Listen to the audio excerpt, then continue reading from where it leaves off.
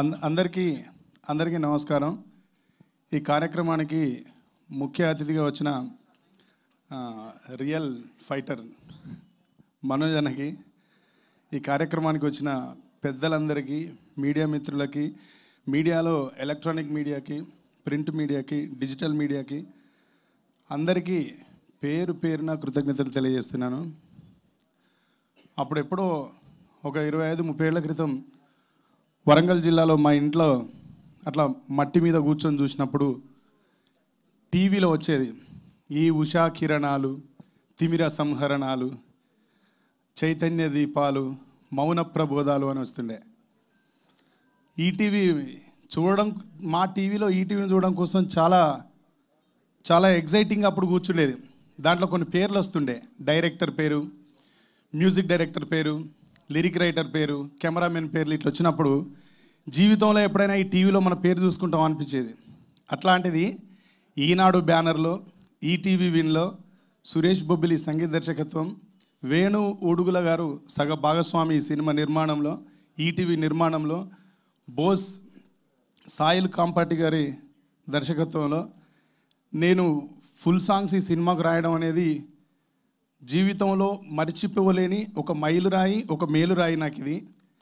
ఈ అవకాశాన్ని నాకు కల్పించినందుకు ఈటీవీ వారికి, ఈటీవీ విన్ వారికి, తర్వాత వేణు ఊడుగుల గారికి, సాయిలు కాంపాటి గారికి, సురేష్ బొబ్బిలికి ప్రత్యేకంగా కృతజ్ఞతలు తెలియజేస్తూ, ఈరోజు విడుదలైన ఈ పాట నేను సహజంగా ఏదో మాకు నచ్చితే తప్ప, స్వతంత్ర కవులం కాబట్టి మాకు నచ్చితే తప్ప ఎవరి దగ్గరికి వచ్చి ఏదో డబ్బు కోసం దానికోసం రాయాలంటే మనసు ఒప్పదు. ఫస్ట్ నాకు సాయిల్ కాంపాటి గారు, వేణు ఊడుగుల గారు వాళ్ళ ఆఫీస్కి పిలిచి నువ్వు ఒక్క పాట రాయాలరా సూర్య అని అడిగినాను. నన్ను సరే అన్న, ఒక్క పాట అంటున్నారు కాబట్టి రాద్దాం అనుకుని ఫస్ట్ కూర్చొని కథ విన్నాను. ఈ కథ విన్న తర్వాత, కథ అంతా చెప్పిన తర్వాత నాకు బోస్ గారు ఇది కథ కాదు, ఇది నిజంగా జరిగిన సంఘటన అన్నాడు. నన్ను చాలా హర్ట్ చేసింది ఆ సంఘటన. అది విన్నప్పుడు నా మనసు ఎంత గాయానికి గురైందో, అది నేను విన్నప్పుడు ఆ పాత్రధారి ఎవరైతే రాజు ఉన్నాడో, నిజంగా ఎవరైతే రాజు ఉన్నారో ఆయన లోపలికి ప్రవేశం చేసి ఈ పాట రాయడం జరిగింది. ఇచ్చంత్రాల ఈ ప్రేమ ఏ అంతరాలు ఎంచదమ్మా, మనసొక్కటే జన్మస్థానమంటూ కొత్త కథలాగా మొదలైతదమ్మా, బొట్టు పెట్టుకు చందమామ ఈ నేల మీద పుట్టెనమ్మా, అడుగు మోపుతుంటే గొడుగులాగా మారి పూల కొమ్మలు వంగేనమ్మా. ఇది ఈ పాటలో ప్రారంభం. దీంట్లో ఉన్న గ్రూప్ వాయిస్ ఏదైతే ఉంటుందో, ఈ గ్రూప్ వాయిస్కు ఉన్న బాణి పల్లవిలో అనురాగ్ కులకర్ణి గారు వాయిస్ ఇచ్చే బాణి రెండు ఒకటే ఉంటాయి. యాక్చువల్గా పాట రాయడం చాలా తేలిక, కానీ ఒకే బాణీలో తక్కువ నిడివిలో 5-6 సెకండ్ల నిడివిలో లీడ్ తర్వాత మళ్ళీ సేమ్ ట్యూన్ రిపీట్ అవుతుంది. నాకు ఇచ్చంత్రాల ఈ ప్రేమ ఏ అంతరాలు ఎరుగదమ్మా, మనసొక్కటే జన్మస్థానమంటూ కొత్త కథలాగా మొదలైతదమ్మా. ఇది రాసిన తర్వాత నేను అమ్మాయి పల్లవి వచ్చేసింది, ఇంకా మనం రాయడానికి ఏం లేదు, చాలా అద్భుతమైన పల్లవి రాసినామని ఫిక్స్ అయిపోయిన తర్వాత వీళ్ళు చాలా స్లోగా చెప్పారు నాకు, అన్న సేమ్ ట్యూన్, ఇది ఆలాప్ మాత్రమే, గ్రూప్ వాయిస్ పాడుతుంది, దీని తర్వాత అనురాగ్ కులకర్ణి గారు పాడే వాయిస్ ఏదైతే ఉంటుందో దానికి మళ్ళీ ఒక పల్లవి రాయాలన్నారు. ఒక పల్లవి లాక్ అయిపోయిన తర్వాత తిరిగి అదే ట్యూన్కి మెప్పించేలాగా పాట రాయడం, పల్లవి రాయడం అంటే సాధ్యమయ్యే పని కాదు. కానీ ఈ పాటలో ఆ పాత్ర నాకు బోస్ గారు చెప్పినప్పుడు నన్ను హర్ట్ చేసిన విధానం, ఆ పాత్ర నన్ను హంట్ చేసిన విధానం రాయించింది. అతని మనసులో ఉన్న మాటలన్నీ దీంట్లో పొదిగే ప్రయత్నం చేసినాను చిన్న నిడివిలో.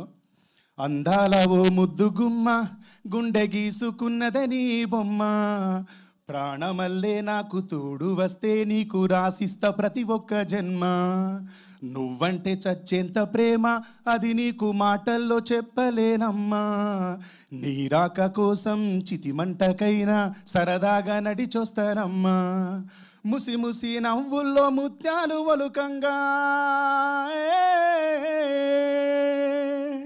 ముసి ముసి నవ్వుల్లో ముత్యాలు ఒలుకంగా, తొలిసారి నీ చూపు తనువార తాకంగా, పొంగిందే నాలో నా పచ్చి ప్రేమల గంగ రాంబాయి నీ మీద నాకు మనసాయనే ఏనాడు నిన్ను వీడిపోని నీడైతనే రాంబాయి నీ మీద నాకు మనసాయనే ఏనాడు నిన్ను వీడిపోని నీడైతనే. ఇంత బాగా నీ మీద నాకు ప్రేమ కలిగింది. ఈ ప్రేమని కనుక నువ్వు ఎట్లా అర్థం చేసుకోవాలి, నేను నిన్ను ఎట్లా చూసుకుంటా అనేది కూడా రాజు దీంట్లో ప్రామిస్ చేస్తుంటాడు. రాజ్యమేది లేదు కానీ రాణిలాగా చూసుకుంటా, కోట కట్టలేను గాని కళ్ళల్లో నిన్నే దాచుకుంటా,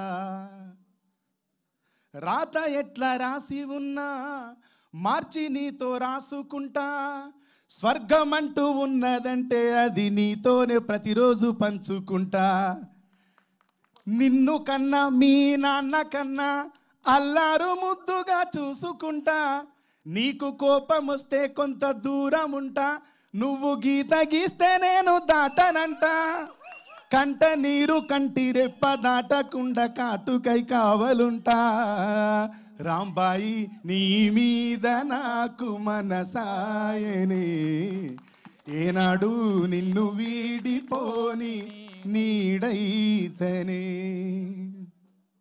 కరెక్టేనా? మీరు నాకు అన్న మీరు కొట్టిన చప్పట్లు సరిపోలేదు, నాకు మీరు చప్పట్లు గట్టిగా కొట్టాలి. ఎందుకంటే నీ దండం పెడతా, నువ్వు ఆడపిల్లలని ఏడిపియక పిల్ల ఏడిచేస్తుంది పాపం. చెప్తాను అన్న.